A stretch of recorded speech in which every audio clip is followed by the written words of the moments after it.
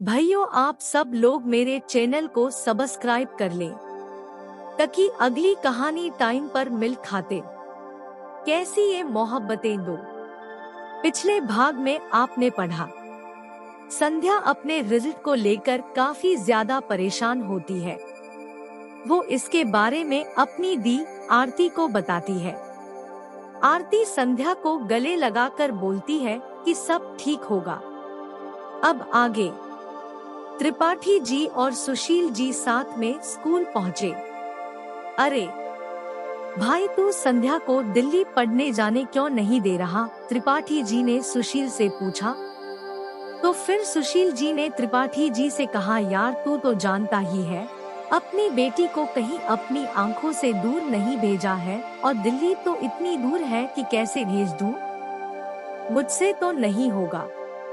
त्रिपाठी जी सुशील जी के कंधे पर हाथ रखते हुए बोले, आज तो पढ़ने के लिए जा रही है, कल तो ससुराल भी जाएगी, तब क्या तू उसे जाने नहीं देगा? ऐसी बात नहीं है त्रिपाठी, तू तो जानता ही है कि बेटियां होती कितनी प्यारी है, अपने से दूर करना कितना मुश्किल है। और मेरी तो बेटी मुझसे कभी दूर ही नहीं हुई है। संध्या और आरती सिर्फ तेरी बेटी है, मेरी कुछ नहीं। जा, मैं तुझसे बात नहीं करता, त्रिपाठी जी ने गुस्सा होते हुए कहा। अरे भाई, मुझे माफ कर दे, मेरे कहने का वो मतलब नहीं था। सुशील जी त्रिपाठी जी को मनाते हुए बोले। तो फिर जाने दे, उसे क्यों रोक रहा है? त्रिपाठी जी ने सुशील से कहा। ठीक है, तू कह रहा है तो अच्छा ही होगा। तू भी तो उसके बाबा जैसा ही है, बुरा थोड़े ही नहीं चाहेगा।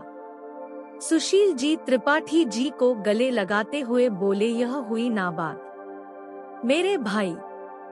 अब देखो संध्या कितनी खुश होगी यह जानकर कि तू उसे जाने दे रहा है। फिर दोनों हंसने लगे। उधर संध्या घर से निकलते हुए मार्केट में पहुंची और साइबर कैफे में चली गई। वहां उसने अपना रिजल्ट देखा। वह पास हो गई थी 95% के साथ, और ये देखकर वो बहुत खुशी होती है और वहां से भागकर सीधे घर आती है। अपनी दीदी को आवाज लगाती है। शोर सुनकर आरती बाहर आती है और संध्या उसे पकड़कर घूमने लगती है। उसकी बहन ने पूछा, क्या हुआ, इतनी खुश क्यों हो? अरे दीदी, मैं पास हो गई हूँ, वो भी 95% के साथ। संध्या ने उसे बहुत ही खुशी से बताया, जिसे सुनकर आरती उसके गले लग जाती है और बोलती है, मुझे तो पहले ही पता था कि तुम बहुत ही अच्छे नंबरों से पास होगी। हाँ दी, और महादेव तो मेरे साथ है, संध्या ने आरती से दूर होते हुए कहा। अच्छा रुको, मैं कुछ मीठा बना कर लाती हूँ। यह बोलकर आरती वहाँ से किचन में चली गई। संध्या वहीं पर खड़े होकर हाथ जोड़े महादेव को धन्यवाद बोलती है। आरती बेसन के लड्डू लेकर आई और संध्या को खिलाते हुए कहा, ये लो तुम्हारा मनपसंद लड्डू। संध्या बहुत खुश होकर बोली, दी ये सब आप मेरे लिए बनाई हो ना, आप दुनिया की बेस्ट दी हो, आपने तो माँ की भी कमी को पूरा कर दिया। आई लव यू, संध्या भावुक होते हुए बोली। आरती ने दोबारा से उसे गले लगा लिया और बोली, आई लव यू टू, तुम भी दुनिया की बेस्ट बहन हो। संध्या अपनी दीदी से अलग हुई और लड्डू लेकर खाट पर बैठकर खाने लगी और बोली, दी ये लड्डू बहुत अच्छे बने हैं। सुशील जी और त्रिपाठी जी दोनों घर आए और आवाज देकर संध्या और आरती को बुलाया। वह दोनों आ गई तो त्रिपाठी जी संध्या के रिजल्ट के बारे में पूछे तो संध्या ने बहुत खुशी से बताया कि वह पास हो गई है, जिसे सुनकर उन्होंने दोनों को शाबाशी दी और संध्या को यह भी बताया कि उसके बाबा उसे दिल्ली भेजने के लिए मान गए हैं। संध्या को तो अपने कानों पर विश्वास नहीं हुआ। उसने उन दोनों के पैर छुए। दोनों ने आशीर्वाद देते हुए कहा, अब आप खुश हो ना संध्या? जी चाचा जी। बहुत खुश हूँ। Thank you Baba. Thank you चाचा जी। आरती वहाँ से किचन में चली गई। थोड़ी देर में किचन से बाहर आती हुई है। त्रिपाठी जी ने आरती के हाथों में लड्डू देखा तो खुश होते हुए बोले, रे वाह क्या बात है, बेसन के लड्डू, आज तो मजा ही आ गया। क्यों सुशील सही बोला ना। संध्या भी वहाँ से चाय लाने चली गई किचन में। थोड़ी देर में संध्या चाय और नमकीन के साथ बाहर आई। अपने बाबा को देखकर बोली, बाबा यह रही आपकी अदरक वाली चाय। सुशील जी ये सुने तो खुश होते होते हुए त्रिपाठी जी से बोले, हमारी बिटिया इतनी बड़ी कब हो गई, पता ही नहीं चला। त्रिपाठी जी मुस्कुरा कर बोले, बेटियां होती है इतनी प्यारी है कि पता ही नहीं चलता कि कब बड़ी हो गई। सुशील जी और त्रिपाठी जी दोनों भावुक हो गए।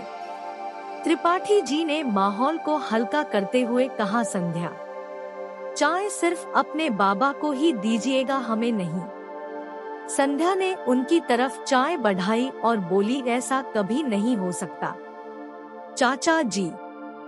सुशील जी और त्रिपाठी जी चाय पीकर सुशील जी के कमरे में चले गए। सुशील जी को सोचता पाकर त्रिपाठी जी ने कहा, क्या सोच रहा है भाई, हमें भी बताओ। त्रिपाठी जी सुशील जी से बोले, सोच रहा हूँ कि अब आरती के लिए कोई अच्छा सा लड़का मिल जाए तो उसकी शादी करा दूँ। बात तो ठीक कह रहा है, अब आरती बिटिया की शादी कर देनी चाहिए, पर अच्छा लड़का मिलेगा तब ना, जो हमारी आरती को खुश रखे। त्रिपाठी जी ने कहा, हम। सुशील जी बस इतना ही कह पाए। उधर संध्या की खुशी का ठिकाना ही नहीं था। आंगन में घूम घूम कर नाच रही थी और साथ में आरती को भी नचा रही थी। अरे बस कर, पागल हो गई है क्या, खुद भी नाच रही है और मुझे भी नचा रही है। आरती ने उससे अपने हाथ छुड़ाते हुए कहा, हाँ दी, आज मैं पागल हो गई हूँ।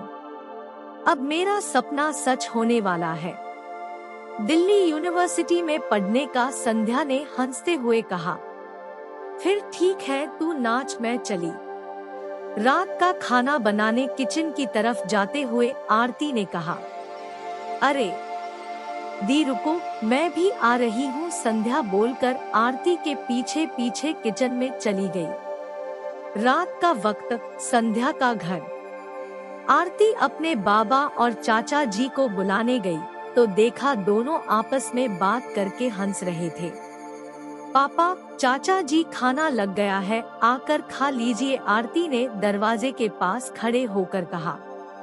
ठीक है बेटा, आ रहा हूँ, सुशील जी ने कहा। आरती वहाँ से सीधे टेबल के पास आई और थोड़ी देर में सुशील जी और त्रिपाठी जी भी आ गए। संध्या टेबल पर खाना लगा रही थी।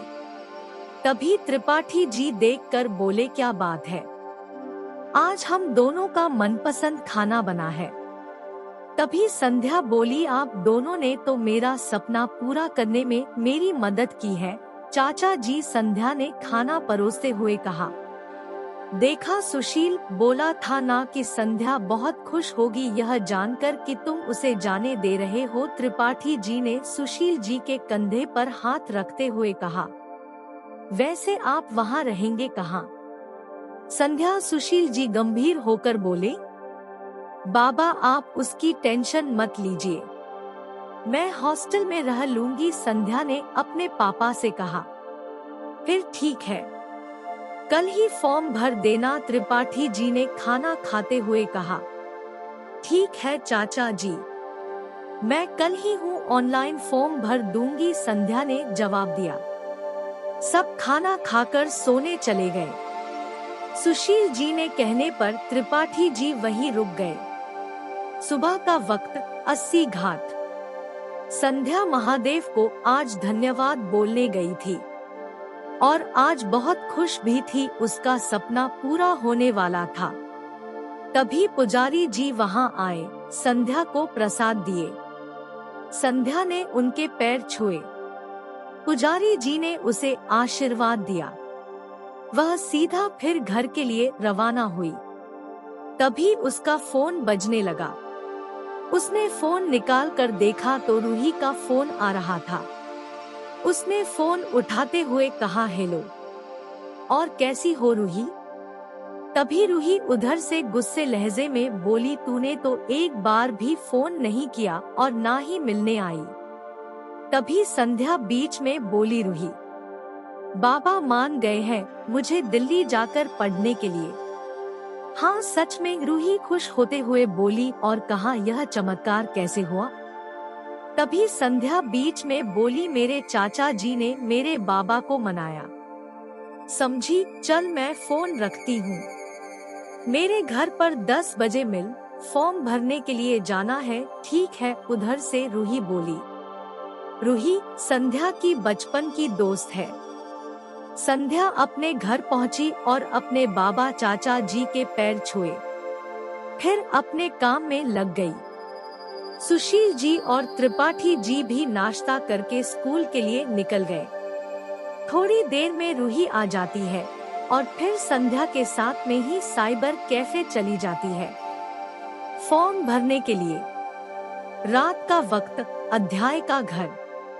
सभी आंगन में बैठकर बात कर रहे थे कि तभी सरला जी, त्रिपाठी जी की पत्नी, आ गई। उन्हें देखकर आरती बोली, आ गई चाची जी। आरती ने उनके पैर छुए, फिर संध्या ने भी उनके पैर छुए। सरला जी ने दोनों को आशीर्वाद दिया।